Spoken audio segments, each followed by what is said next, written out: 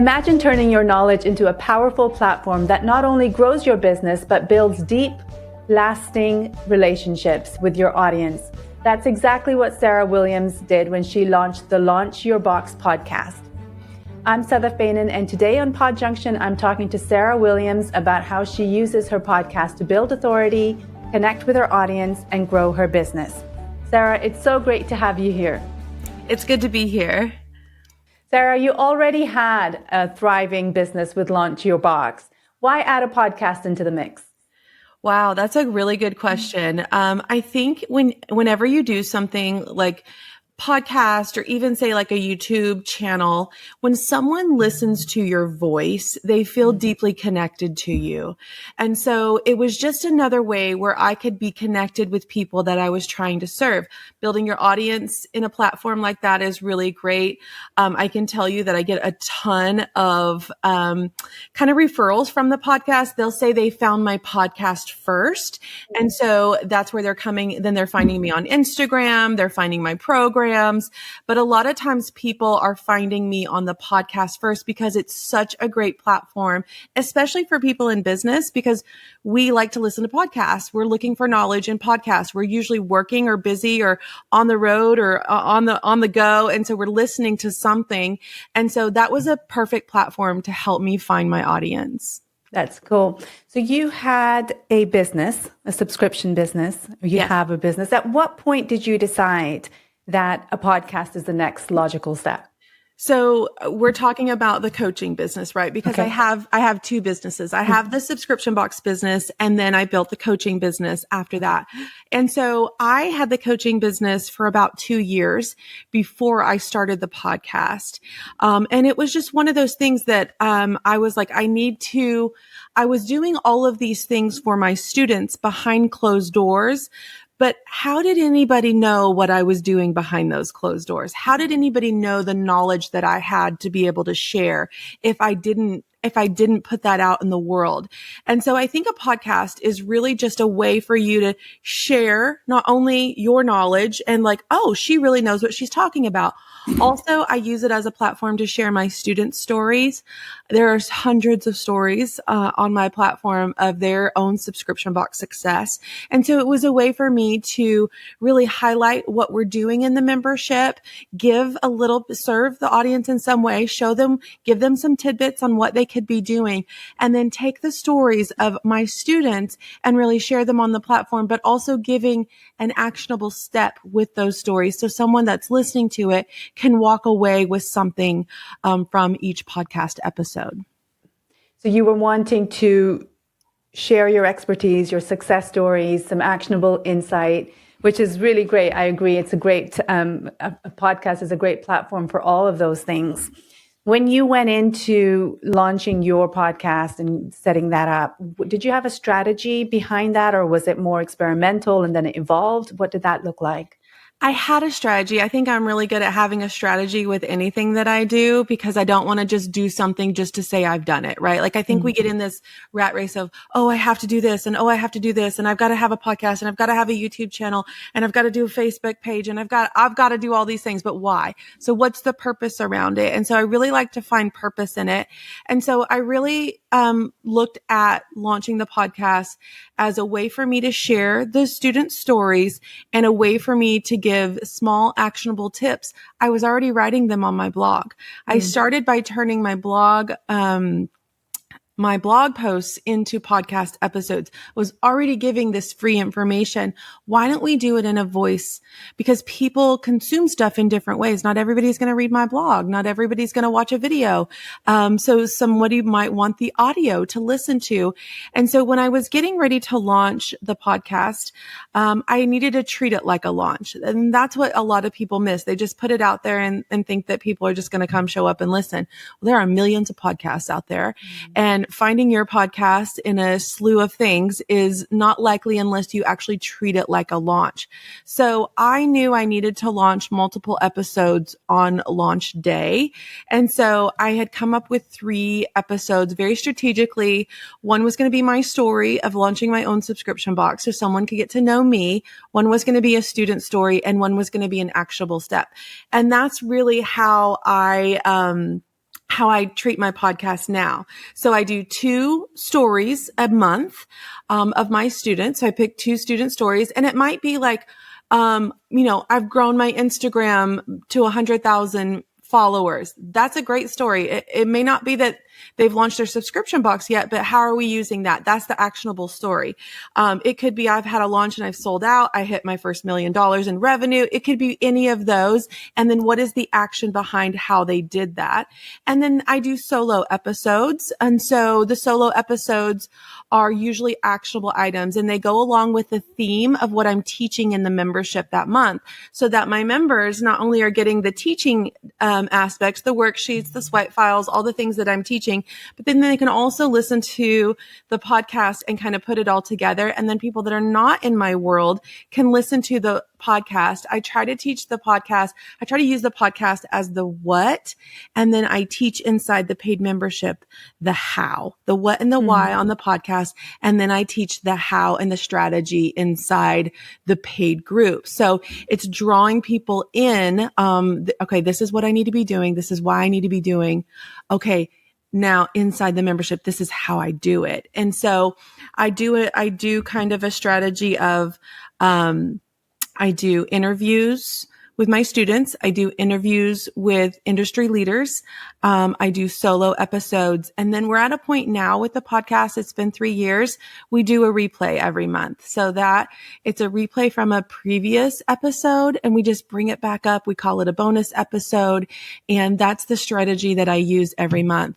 We are going to go to 2 episodes a week starting in April. And that's another strategy. It's just like, okay, how do I get more downloads? How do I get more listeners?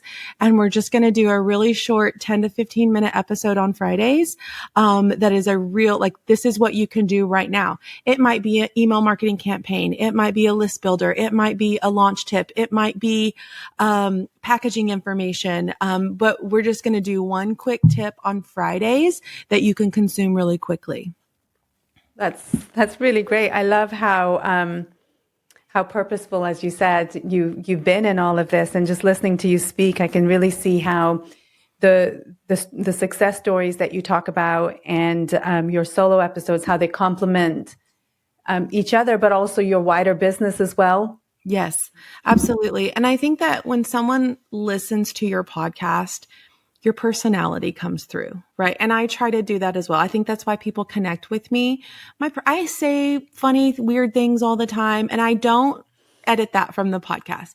I might tell a story about something that's related to the action I'm about to ask you to take, about something that I did that flopped or something that I did that failed. And then I learned, and here's what I've learned. And I'm very transparent with that. And I'm very transparent with who I am.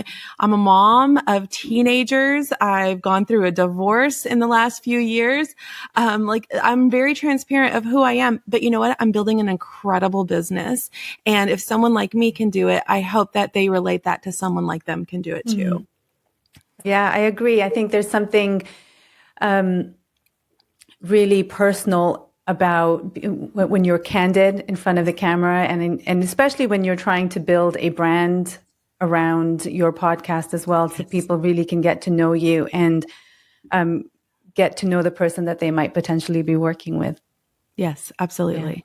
Yeah. And also the other thing that was really coming through when you were talking was just how great a tool podcasting is for marketing. Absolutely. Because then you've got so much material from that podcast episode, right? So strategically, I now have a podcast episode. If I'm recording video with that podcast episode, I now can put that on YouTube. I love YouTube in a way that, things just never go away. That's what I love about podcasting too.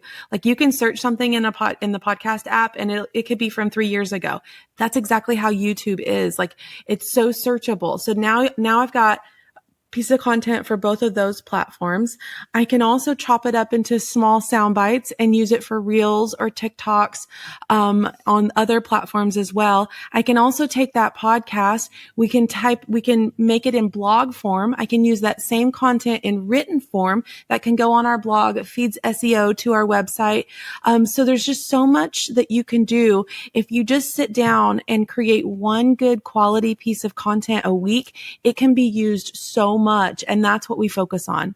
Yeah. There's so much benefit in doing Absolutely. this. So I know podcasting is great. We've talked about some of the wonderful things about it, but I also know it's not always easy. So what were some of the biggest challenges you faced? So I come from doing Facebook Lives. Okay. So I do them for my retail business. I do them for the coaching business. Every Monday I do a Facebook Live, and I'm very comfortable doing a Facebook Live because there are other people to talk to on the other end. So there's lots of chat. I typically have a lot of people on live with me. There's conversation. So when I sat down to record my podcast, I had never just sat in a room and talked to myself before. And so that was just super challenging. And I would script out the whole thing. And then it felt like I was just reading it. And that's not me either. I'm very conversational. I'm very casual. And so it didn't feel like me. And I remember when I was making those first 3 episodes, that it was just really a challenge. And I probably redid them at least 5 times each for those first 3 episodes because I hated them. I hated the sound of my voice. Because I think it's different on a Facebook Live. And I wasn't going back and watching that. I was going back and listening to myself. I hated the sound of my voice. I hated that I sounded like I was reading something. I didn't feel like myself. And so what I ended up doing to help me with this is I would pull up Zoom, and so that I had a camera and I could see myself, and you could just hear my energy just going like this when I would talk. I would start real peppy and have energy. And by halfway through the podcast, I was like this, like slumped over in my chair. And so I was like, okay, I'm losing my energy. And that was one thing that I always got from doing a Facebook Live was that I always had the energy of whoever was the live audience. So I put the Zoom on so I could see myself, and I acted like I was live. And so I could see my facial expressions. I could have the energy I wanted to. I could use my hands if I wanted to. And that helped me keep the energy up because you could just hear it in my voice as long as the podcast was going. And so that was one thing that I did. Also, I realized that longer is not better. I was trying to hit this 45 minutes spot, and I don't know why. I just thought in my mind that I needed to be 45 minutes, and it was too long. And so I realized for me, the sweet spot was about 25 to 35 minutes. And, that would make it really tactical and really actionable and really consumable for someone to listen to.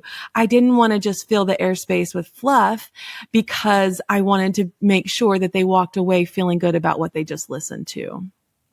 That's interesting. So 25 to 35 minutes you felt was the sweet spot. How did you find at about 25, 35 minutes after that, your energy level was going down? Did you find you were repeating yourself? What was it about that? I found that I was just creating filler content to make the length, and I didn't want to do that because I don't think that serves anyone, just to listen to me talk. You know what I mean? Yeah. And so it was like, okay, how can I get my point across? How could I tell the story that I needed to tell in this conversation? How could I give them actionable items? And not feel like I'm having to fill this airspace. And I realized I just don't need to talk for the extra 10 minutes. And that helped me. It also helped me kind of produce quicker. And, I may have some interviews from my students that are longer because we have a lot to talk about sometimes. But when I do a solo episode, I can just see the clock ticking. And when I kind of hit that 25, 30 minute part, I'm like, yeah, I did. This is good. I've said everything I need to say. Let's wrap it up and move on. And so that was and you have to figure that out for yourself. There are some podcasts that I listen to that are over an hour every time. But you've got to figure out what works for you and your content. I think that's important. Yeah, you're right. And I'm interested to know, did you notice any kind of difference in your downloads or listenership when you changed that to a shorter time frame? Well, I really changed it right away. So I don't know that I had a lot of data. It wasn't like I had, 100 episodes out and then I changed it. So I don't really know, I don't know the data on that, but I just know for me, you asked the question of like, recording content is not easy to stick to. And so I think for anyone that commits to doing a podcast, you have to make it work for you. And so what worked for me was the shorter episodes, and then I could really just knock them out easier. What also works for me is that I batch podcasts. I do like 2 a week so that I don't have to do them every single week. And so I think you've got to just figure out your sweet spot with it. And when you start anything, it's the consistency that matters. You can't just go record 10 podcast episodes and then ghost the platform for 3 months and then come back. Oh, season 2 is here. And so you can't do that or you're going to lose your audience. You're going to lose that consistency. Like they're showing up weekly to listen to you. And then if you're gone for 3 months, they're off listening to somebody else in that time that they listen to you. So I think consistency is important. And if that's a struggle for you, I would tell you, you probably need some batch days. Like if you do that once a month or a couple times a month, but getting ahead of your episodes so that if you have a week where you don't want to record anything, you don't have to. You've got a bank of episodes there for you. But I think you've got to give, I like to say, you have to give everything a year. I know that's a long time, but you think about that, that's 52 episodes if you do one a week. And so you've got to give something a year to either really decide it's for you or it's not for you. And if at the end of the year you decide, you know what, I'm not getting downloads, no one's listening, I'm doing this work for nothing, it might be time to do something different. But after a year, you're going to have a lot of data to really look to see, has your podcast grown? Am I finding the right person? Is my content attracting the right person? And do I like it? I love podcasting. I don't want to keep doing something I don't like because that feels like drudgery. So if it's not podcasting, what is it? What could you be doing?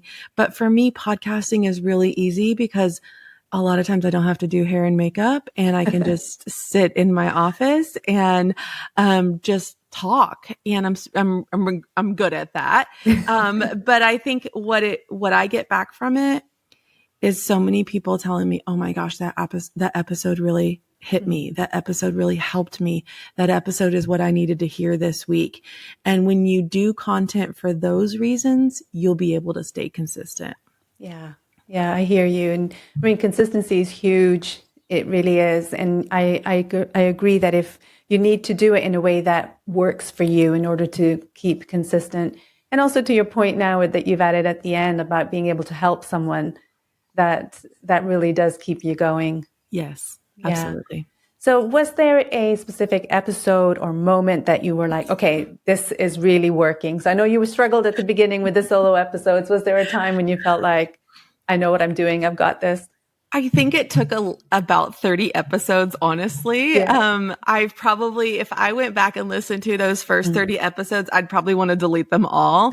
But I think is creating that habit and then getting comfortable doing it. And that's really with anything. Like if you're doing a Facebook Live or a YouTube video, like you have to do it enough that you actually feel comfortable with what you're doing. And I think that I was just really uncomfortable for a while.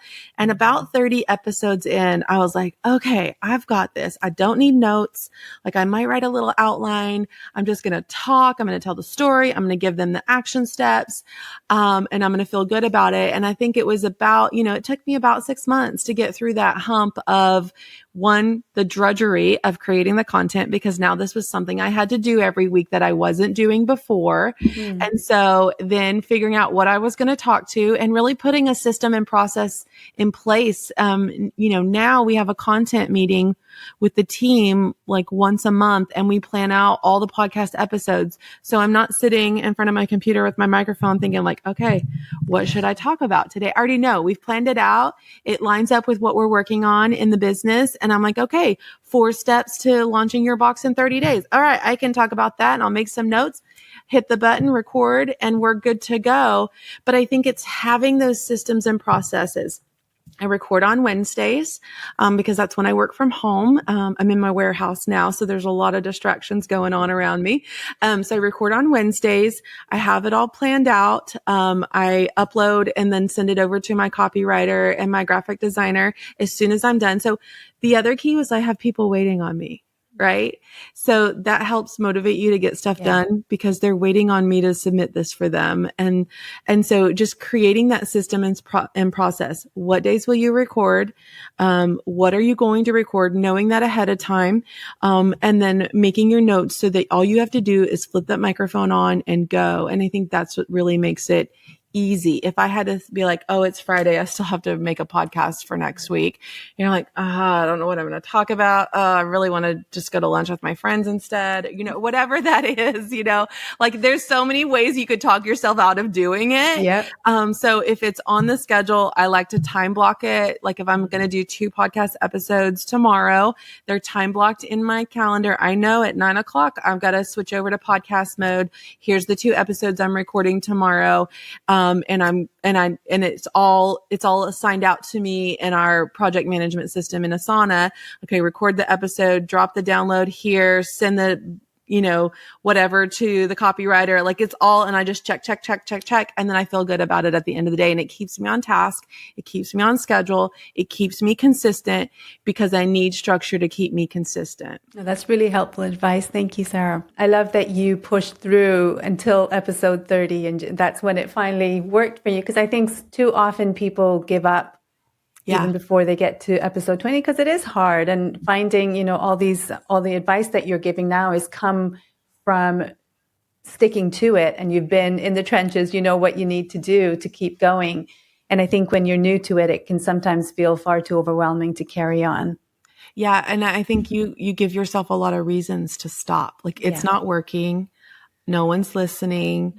I don't even know if I like doing this, but you got to give it a year. That's what I say for everything. Like give it a year before you call it quits. Have you given it everything you can for a year? And if you have, and then you can say it's not working, great.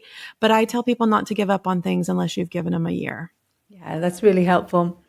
Sarah, one of the things that makes podcasting powerful is its ability to build trust over time. I know you've touched on this a bit earlier, but how has the Launch Your Box helped you deepen relationships with your audience? Again, I think it's that someone listening to your voice. It's like having a phone call with someone.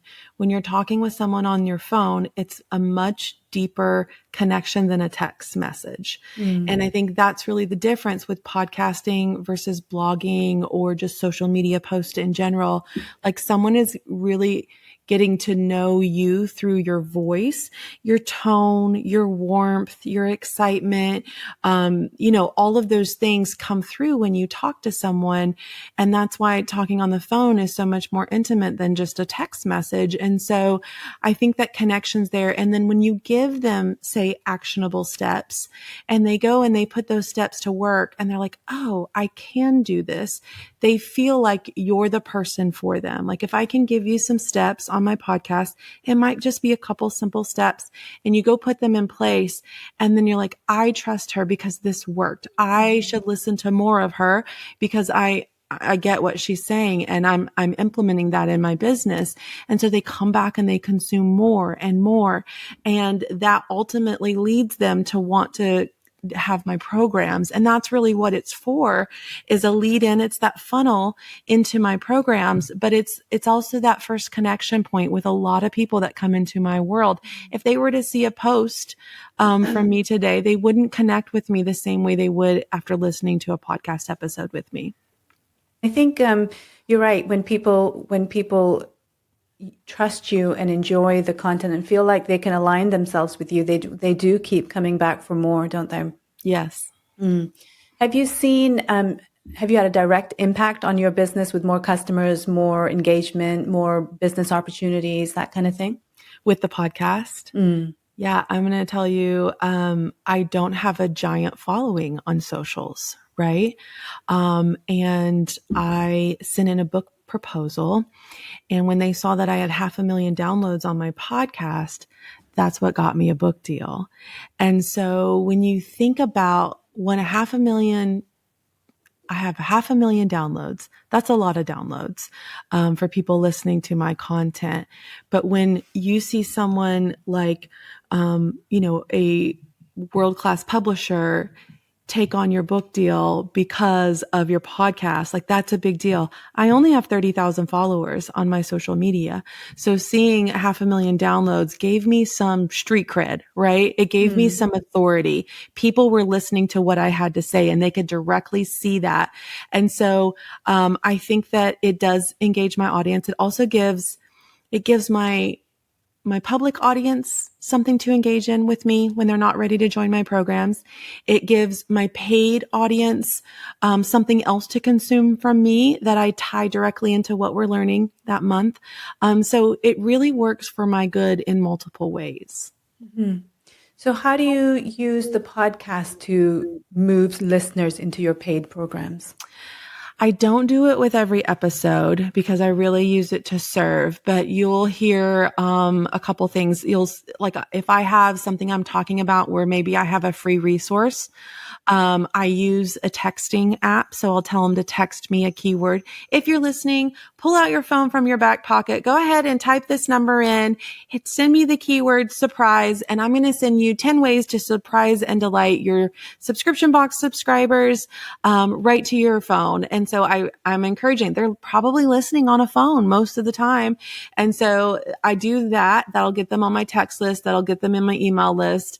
I also periodically, when I'm having promotions, like right now, I'm getting ready for a big webinar. So I have an ad, a dynamic ad on all my episodes right now promoting my webinar. And so we can turn that off and turn that on whenever they're already listening to me. Hey, you want to come over to my free workshop on, whatever date? And so I think you can do that with dynamic ads on your own podcast. You can do that with opt-ins and freebies. If we're in open cart for the coaching business, I will do an episode about why it's a great place to start your business and send them over there.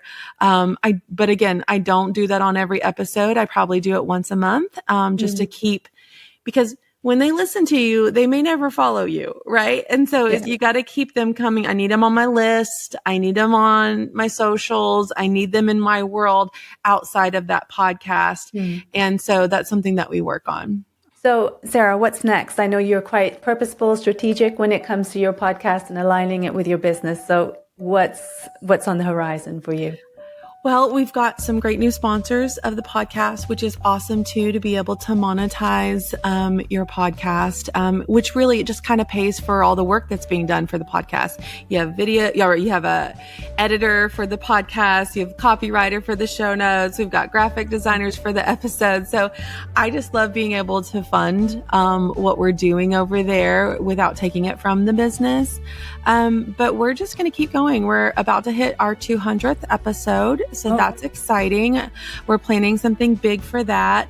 But I love the podcast. It's going to be around for a long time. And I'm excited just to keep continuing with what we're doing because it's obviously working.